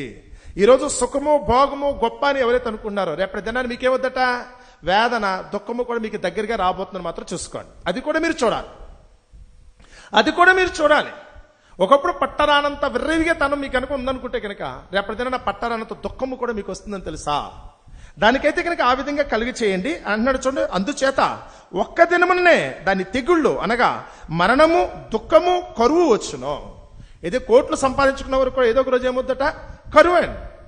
నాకైతే కోట్ల రూపాయలు వస్తుంది, ఆ చేత్తు ఇస్తేస్తాను ఈ చేత్తు ఇస్తేస్తాను అనుకున్నా ఓ సమయానికైతే కనుక ఎవరన్నా ఒకరికి కనుక 10 రూపాయలు ఇస్తారని చెయ్యి చాచాల్సిన రోజు ఖచ్చితంగా మీరు చూడబోతున్నారు. తెలుసా సంగతి?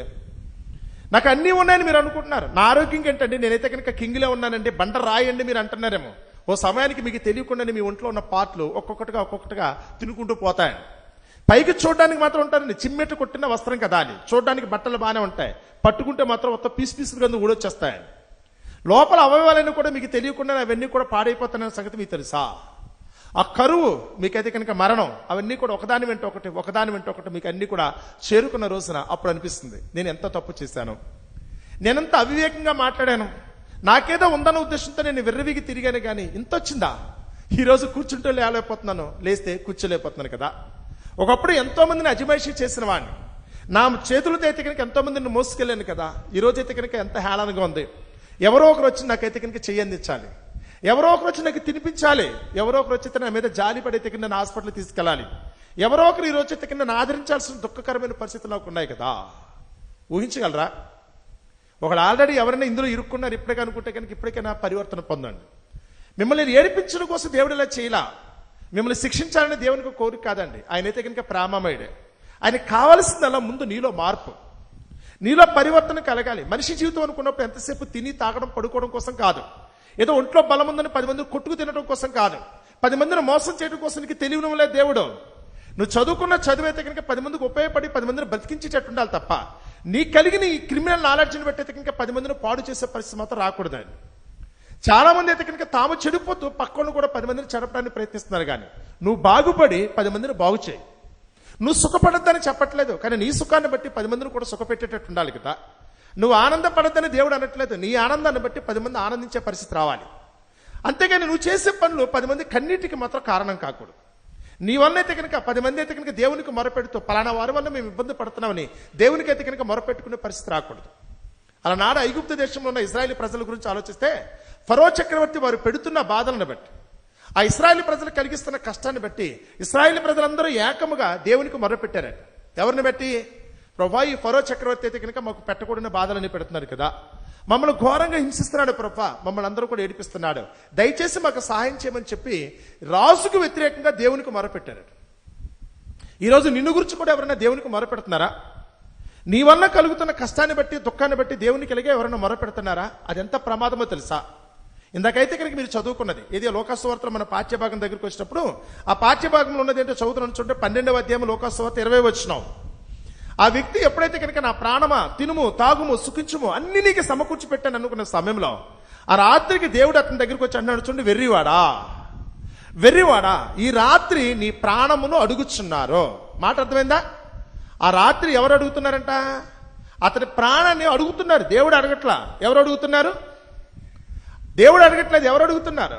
అతని వలన ఎవరైతే కనుక నష్టపోయి ఉంటారో, అతని వలన ఎవరైతే కనుక దుఃఖపడి ఉంటారో, అతని వల్ల ఎవరైతే కనుక కీడుని అనిపిస్తున్నారో, ఎవరైతే నిందలు అవమానాలు పడుతున్నారో నీ దగ్గరే. నువ్వు ఎవరో ఒకరిని తిట్టి హ్యాపీగా నువ్వు పడుకుంటున్నావు ఈరోజు తెలుసా.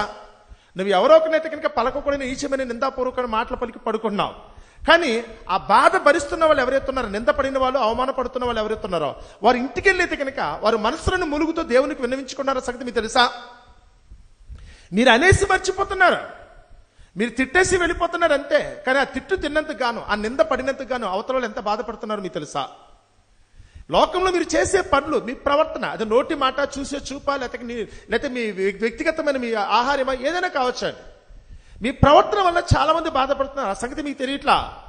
ఆ సమయంలో మీరు విర్రవిగా ఉంటున్నారు కదా, ఎవడో నన్ను అనేది ఎవడో, నాకు ఎదురు సమాధానం చెప్పేది ఎవరో, నాకు ఎవరు అభ్యంతరం కాదు కదని మీరు అనుకున్నారే. కానీ మీరు చేస్తున్న ప్రతి పనిని బట్టి దానివల్ల ఎవరైతే కనుక కీడును అనిపిస్తున్నారో, ఎవరైతే దుఃఖపడుతున్నారో వారందరూ దేవునికి మొర్ర పెట్టుకున్నారు. ఆ మొర్ర పెట్టే వాళ్ళందరూ కూడా ఏమడుగుతున్నారట? ప్రభా, ఇలాంటి పనికి మాలినవన్నీ తీసుకెళ్ళిపో ప్రభా, ఇలాంటి దుష్టురాలను ఉంచొద్దు ప్రభా, ఇది చాలా మంది నేర్పించేస్తుంది ప్రభా, వీడైతే చాలా మందికి కంటెంప్ట్గా ఉన్నాడు ప్రభా, వీడు ముళ్ళ కంపట్లాగా ప్రతి ఒక్కరిని బాధపెడుతున్నారు ప్రభా. ఒక నీచుడు చావాలని కోరుకుంటారండి, ఒక దుష్టుడు దుర్మార్గుడైతే ఈ లోకంలో ఉండాలని కోరుకోరు. తెలియకుండా వాళ్ళ హృదయంలో వాళ్ళు పడుతున్న వేదన దేవునికి అలాగే వినిపిస్తుంది. పాపులు అనుకున్న వాళ్ళు ఇలాంటి వాళ్ళు ఎందుకు బతకనిస్తున్నావు ప్రభా, ఇలాంటి దుష్టులు దుర్మార్గులు ఎందుకున్నారు, నీతిమంతులు ముందే తీసుకెళ్ళిపోతున్నావు, ఇలాంటి పాపులను అయితే కనుక మాతో పాటు ఉంచుతున్నావు కదా. కానీ దేవుడైతే మాత్రం ఓపిక పెట్టినంత సేపు చూస్తాడు. ఎందుకంటే ఒక మనిషి నశించిపోవాలని దేవుడు అనుకోవట్లేదు. వాడంతా దుష్టుడు అనుకున్నా, దుర్మార్గుడు అనుకున్నప్పుడు కూడా తప్పకుండా పరివర్తన పొందాలనేది దేవుని యొక్క కోరికండి. అందుకని పాపి చిరాయు అని ఒక మాట ఎందుకు వచ్చిందో తెలుసా?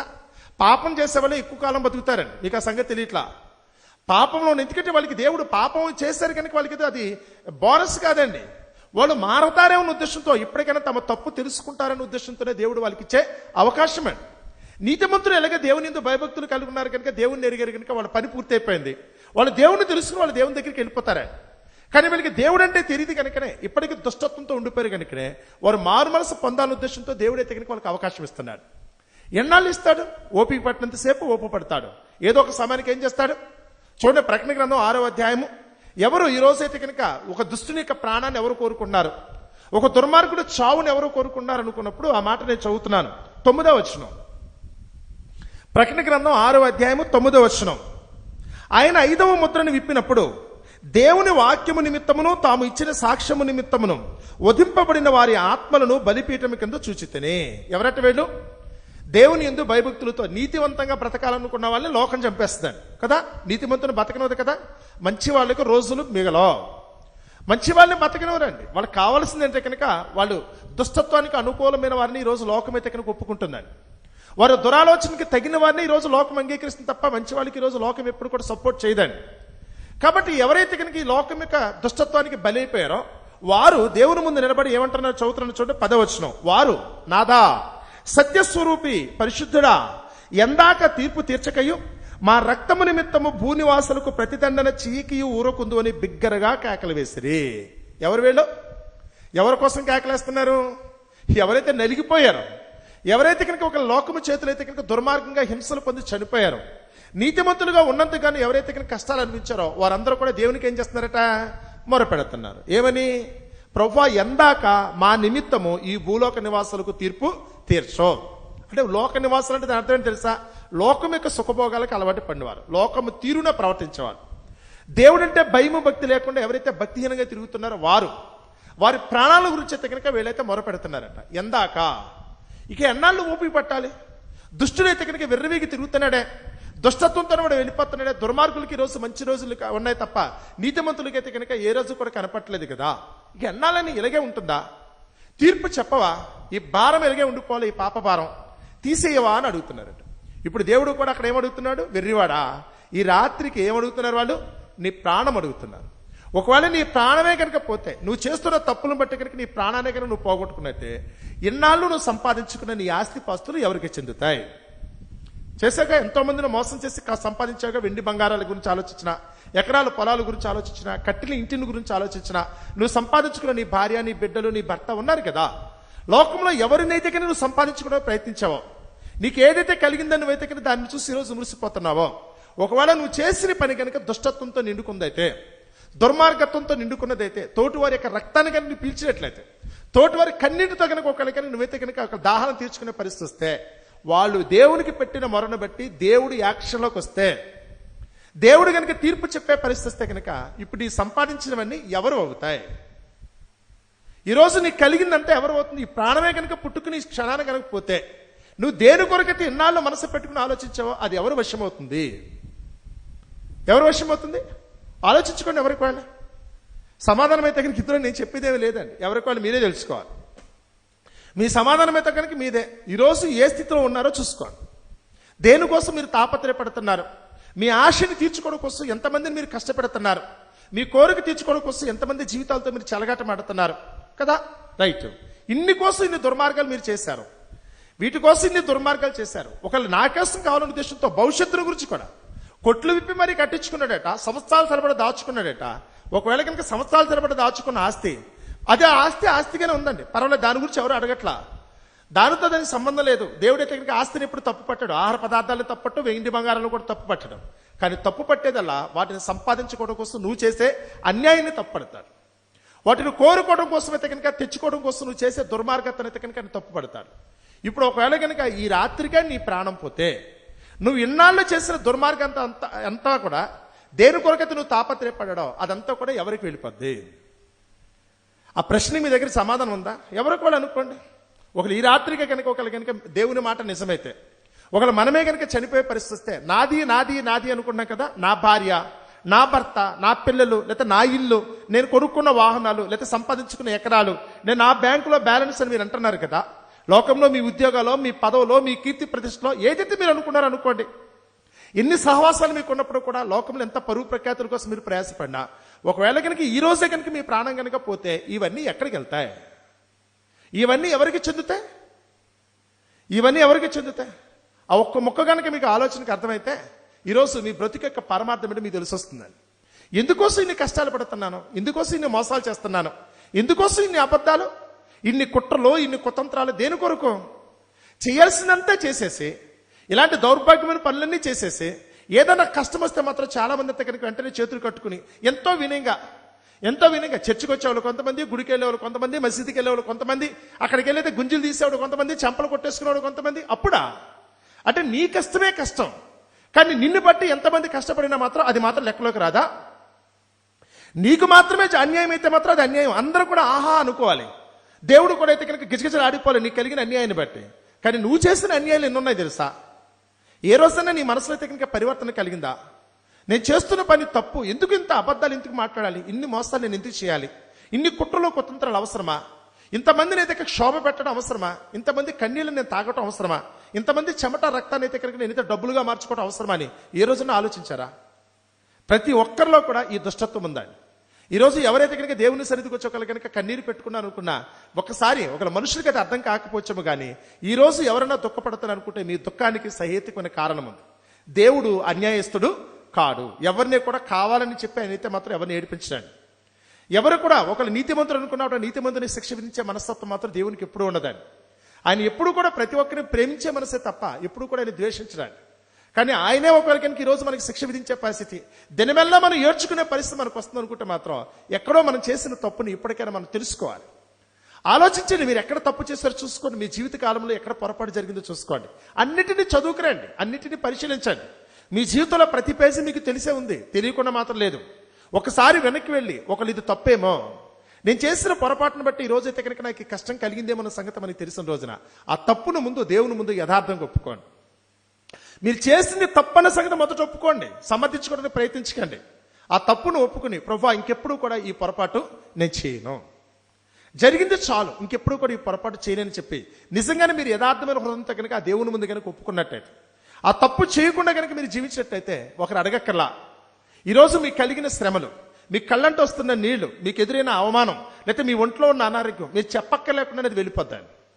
ఒక్క మాట, నీ పాపములు క్షయించబడి ఉన్నాయని ఒక్క మాట కనుక యేసుప్రభువు వారు చెప్పారంటే, ఆ రోజు పక్షవాయువు గలవానితో చెప్పిన మాట, ఒక్క మాట నలుగురు చేత మోసుకురాబడిన వ్యక్తి కూడా చెంగున గంతులేసుకుంటూ వెళ్ళిపోయాడు అతను. ఈరోజు నువ్వు కూడా అంతే. ఒక్క మాట కనుక ఆయన అన్నాడా, ఒక్క మాట మాత్రము సెలవిమ్ము అప్పుడు నా దాసుడు స్వస్థపరచబడతానని శతాధిపతి చెప్పిన మాట యేసుప్రభు ఒక్కసారి కనుక నిన్ను క్షమించాడా? గడిచిన కాలం నువ్వు చేసిన తప్పులకైతే కనుక ఆయన పరిహారం ఇచ్చేసాడా, ప్రాయశ్చిత్తం ఇచ్చాడా? తర్వాత నీ బ్రతుకంతా కూడా సంతోషభరితంగా ఉంటుంది. కనీసం తెలుసుకునేది కానీ ఇప్పటికీ మన తప్పులున్నాయి తెలుసా సంగతే, దానివల్ల వచ్చే శిక్ష ఉంది, అది కూడా అనిపిస్తున్నాం. కానీ దురదృష్టం ఏంటంటే కనుక ఇప్పటికీ మన పాపములు మాత్రం దేవుని నుండి ఒప్పుకోవట్లా. అసలు ఏ తప్పు చేయలేదు, నా అంత పరిశుద్ధుడు లేడు, పరమాత్మ లేడు అన్నట్టుగా చాలా మంది కనుక తెచ్చిపెట్టుకున్న గర్వంతో మాట్లాడుతున్నారు. నేను ఏ పాపం చేయలేదన్నాడు. ఎవడరా పాపం చేయనన్నది? ప్రపంచంలో ఏ ఒక్క వ్యక్తిని గురించి ఆలోచించిన ప్రతి ఒక్కడు కూడా నిజమైన పాపం అంటే ఏంటి తెలుసా? నువ్వు చేసిన అతిక్రమం కదా, ఆజ్ఞాతిక్రమమే పాపం అన్నారని. మీ అమ్మా నాన్నకి తెలియకుండా నువ్వు ఏది చేయలేదా? ఒక్కసారి ఎవరు కావాలి మనసులో గుడిమే చేసి చెప్పండి. మీ అమ్మా నాన్నకి తెలియకుండా అన్నీ కూడా తెలిసే చేసావా? వాళ్ళకి తెలియకుండా నిన్న రహస్యాలనే తెలుసా? నీ భర్తకో భార్యకో తెలియకుండా చేసినవన్నీ ఏమంటారు? లోకంలో సమాజానికో అధికారులకు తెలియకుండా నువ్వు చేసిన వాటిని ఏమంటారు? పాపం కదా. నువ్వు ఒప్పుకోలేదనుకుంటే ఇప్పటికీ నీ మనసులో అది రహస్యంగా దాచుకుంటూ పోయి అనుకుంటే దాని అర్థం ఏంటి? చెప్పుకుంటే చీ అంటారు మనుషులే. మరి దేవుడు ఏమంటాడు? తప్పు చేయకపోవడం ఏంటి? వాడు ఎంతటి వాడు ఎన్ని ప్రగాలు పలికినప్పుడు కూడా నా అంతటి వాడేలని చెప్పిన ప్రతి ఒక్కడు కూడా ఈ రోజు అయితే కనుక దేవుని దృష్టిలో నేరస్తున్న సంగతి మీకు తెలుసా? నువ్వు చేసిన నేరాన్ని బట్టి ఈ రోజు నీకు శిక్ష ఉంది. నువ్వు చేసిన నేరాన్ని బట్టి దేవుడైతే నిన్ను శిక్షిస్తున్న సంగతి మొట్టమొదటి ఒప్పుకోండి. ఫస్ట్ మీరు ఆ మాటను ఒప్పుకున్న తర్వాత మిగతా కార్యక్రమం గురించి మీరు ఆలోచించండి. ఏ రోజైతే కనుక మీ పాపములు క్షమాపణ లభిస్తుందో ఆ రోజే మన జీవితానికి నిజమైన నెమ్మది. ఇప్పుడు ఇక్కడ కూర్చున్న మీరందరూ కూడా మీకు కలిగిన కష్టాన్ని దేవుని ముందు చెప్పుకుని కష్టం తీసేయమని అడగండి. కష్టం తీసేయటం వల్ల ఏమీ లేదండి. కష్టానికంటే ముందు మీలో ఉన్న పాపాన్ని తీసివేసుకోవడానికి ప్రయత్నించండి.